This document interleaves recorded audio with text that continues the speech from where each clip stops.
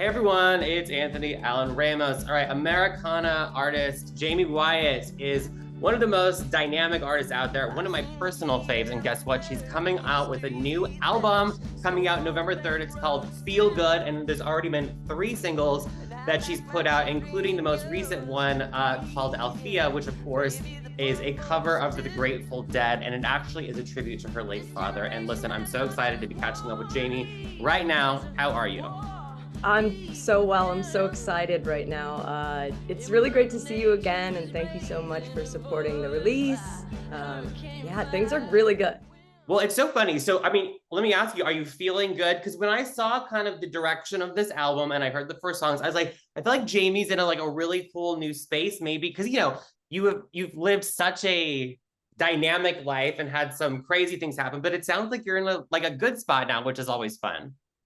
Yeah, I think that obviously, healing takes time, and I do have a crazy story, but I feel like I'm now reaping the benefits of like the hard work that I had to do. And yeah, things are actually really exciting because there's just a lot more fun to be had.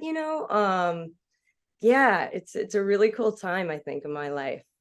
Oh, good. I'm happy to hear that. Let's talk about some of the new songs. We'll talk about the cover in a second, but Love is a Place I Love because it obviously, you are so many things, but it's you are been so committed to being an LGBTQ advocate as, in addition to being an artist. So tell me about that song, Love is a Place, and why that was one that you wanted to make sure, you put out early in this process. Yeah, it's really important. That song in particular is very important to me. It's the first song that I ever used, that I ever sang to a woman in those pronouns. I mean, so that's kind of a big deal for me. I for a lot of years I avoided pronouns altogether in songs. I wrote stories from other people's perspectives. I wrote, you know what I mean? I just Mhm. avoided it. And today I'm kind of like, it just feels like I want to sing love songs. And at the time I was very much in love, and I wrote that song, Love is a Place. So yeah, it's like that song's really near and dear to me. So It's a great one. I love it. And I think that, I think about yourself and others. There's some queer women in the country, Americana landscape, thinking about Lily Rose, Brooke Eden. yeah. Have you been able to kind of connect with some of the other out LGBTQ artists, whether it's in country, Americana, or any of the genres? Yeah, a little bit. I've definitely felt some reaching out on social media from other queer artists in the country scape of things. And I've actually, become good friends with an artist. She returns from war, and really enjoy her singing a lot. And gosh, there's a few others. There's really a community growing Mm-hmm. for queer artists who make country music, or queer artists that make pop music. But here, yeah, here in Nashville, it's really, really growing, and all around the South, even in the South. Even in the South, listen, that's been like my personal mission. I was like, we've got to find, I mean, years ago, I would say that. I would like, we've got to find a way to make Nashville, make country music, Americana music a more welcoming place. So I feel like we're getting there. A lot of work needs to be done.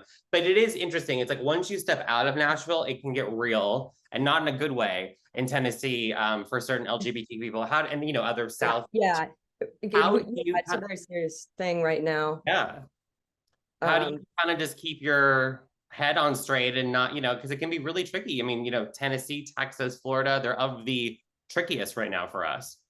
yeah, absolutely. And it's hard to want to, you know, support those legislative places. Sometimes I've gone Mhm. back and forth. Oh, should I boycott? Should I do this? But ultimately, I feel like having a presence um in a more conservative, even in a more transphobic place, it's really important that I be here and I Mhm. advocate.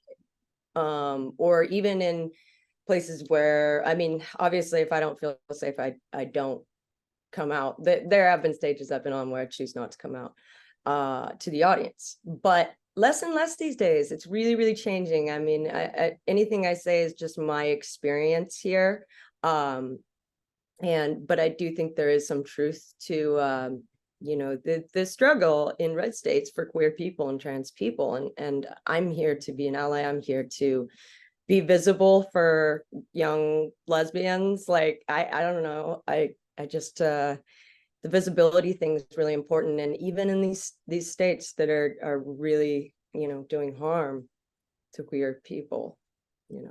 What's it like for you? Because I know when I've been to shows and I can see it where it's like, you mentioned being a lesbian, and it's like the fans are not only lesbians, but there are a lot of lesbians that when like they're so excited to see someone like yourself on stage. And I think about, because they have that probably for so long. And so what's it like for you to kind of be, have that connection and to see, your queer fans just so excited to be at a concert like yours? Yeah, I see that, and I've got to see that this month on the road. I've got to see it all summer. It's really amazing. It kind of just, well, anytime I'm around queer people, I feel so grounded, right? When there's people that similarly mirror us, I think that's kind of a human thing, right? Mirror neurons on a basic level. But I really love it when I see fans who are stoked because I'm lesbian. I still need that validation. Not like, I try and make it internally, but it's more so, it's less about validation, really. I'm joking. It's really more about sort of completing that circle of visibility and safety, and honestly, just to be on stage. I wanted to see someone like me when I was young. And maybe if I'd seen someone that I thought looked like, dressed like my style and played country music or whatever, maybe I would have come out sooner and had a little bit less of a struggle. So that's why I'm here, in my hopes when people come to the show and they are queer or questioning or something like that, that they're feeling safe, and they're feeling like it's possible, and they're feeling like queer people can thrive. I love that. I know it's so important. It's like you're a part of that for so many people now. This new album, which we've been talking about, comes out November 3rd. I love that you worked with Adrian Quesada from Black Pumas. But let's talk about Althea. It's so funny. When I saw that, I was like, I went to high school, or no, middle school or high school. I went with a girl named Althea, and I like forgot about that name. And Oh my then God. so that obviously is a Grateful Dead. It's a cover that you've done, but it was kind of an homage to your dad, who sadly is no longer with us. Tell me about that and why that was the song.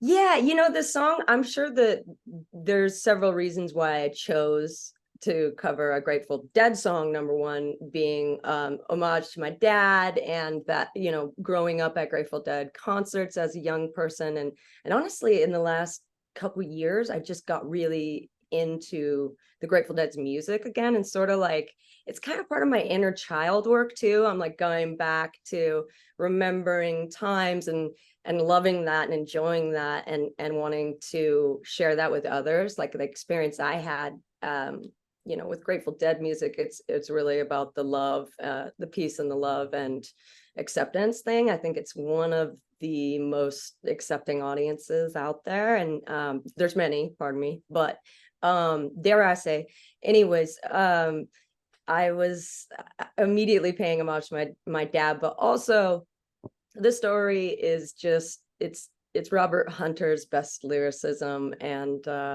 I love old school music. I wanted to put a modern touch on it, and I've seen a lot of young people out there with really rad Grateful Dead shirts in the last like 5 years, and I want to make sure they know the good stuff. That's great. And you're gonna no, I mean, it's so true. And I love that, like you said, there is like a modern spin on it, because I actually had to go back and listen to the original because I wasn't familiar with it. But and now you're going to be a part of their yearly festival, right? I'm going to, in January, be at the Dead and Co's festival in Mexico. That's which amazing.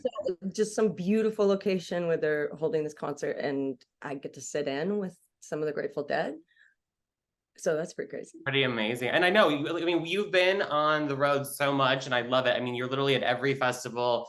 You've been all over the place. I mean, even in like the last 3 years, is there a moment or a show or a festival that you will like always hold near and dear? Probably all of them, but like there's got to be one special something. Yeah, no, that's a good question. There's been a couple. Newport Folk Fest was, I mean, almost just like on a spiritual level, just really amazing. You can feel the history there and all the amazing protest music that was, performed at that location. You can feel that spirit is still alive, and the organization, the festival themselves are super cool. And they do a lot of humanitarian things. So I felt amazing at Newport. I also had an amazing time at Stagecoach. There's that's an amazing festival right there, Stagecoach in California. But just to name a couple, really, those come to mind. I love that. Well, Jamie, it's so good to catch up. I'm so excited. And look, we've got something to look forward to. It's November 3rd. Feel good. I love that you're feeling good and in this good spot. And listen, like we'll continue to catch up, and I can't wait to hear the rest of the album. Thank you so much, Anthony. It's really a pleasure, and thank you so much for supporting my music. Absolutely. Take care.